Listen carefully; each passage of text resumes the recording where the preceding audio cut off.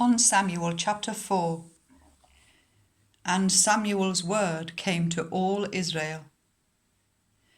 Now the Israelites went out to fight against the Philistines. The Israelites camped at Ebenezer, and the Philistines at Aphek.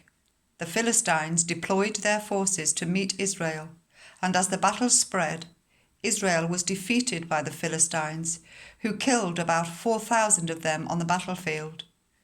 When the soldiers returned to camp, the elders of Israel asked, "Why did the Lord bring defeat on us today before the Philistines?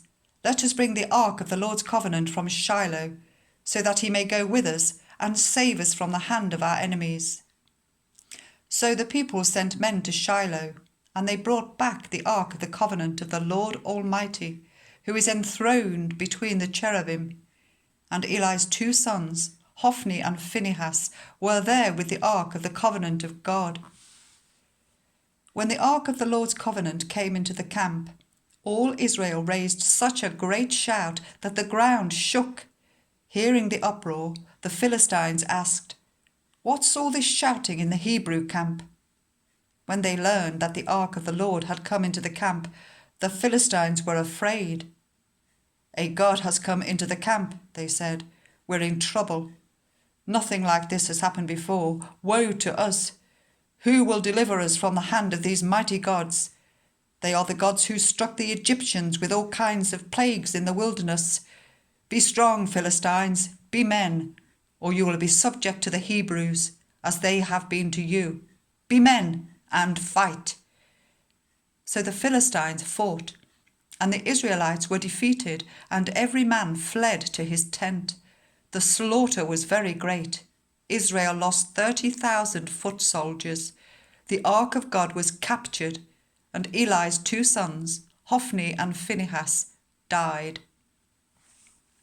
That same day, a Benjaminite ran from the battle line and went to Shiloh with his clothes torn and dust on his head. When he arrived, there was Eli sitting on his chair by the side of the road, watching because his heart feared for the ark of the Lord. When the man entered the town and told what had happened, the whole town sent up a cry. Eli heard the outcry and asked, "What is the meaning of this uproar?"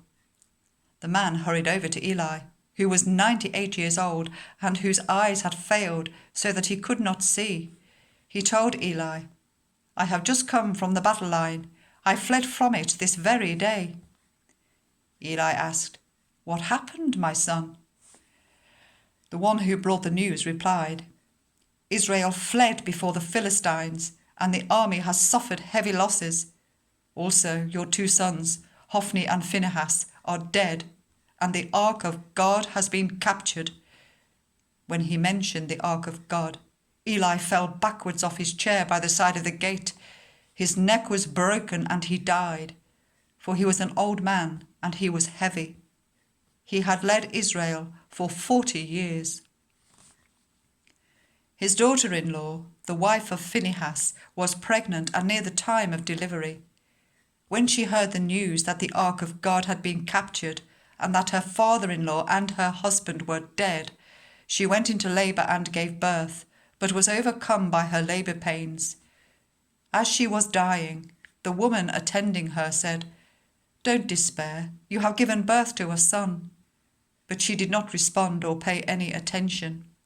She named the boy Ichabod, saying, "The glory has departed from Israel because of the capture of the ark of God and the deaths of her father-in-law and her husband."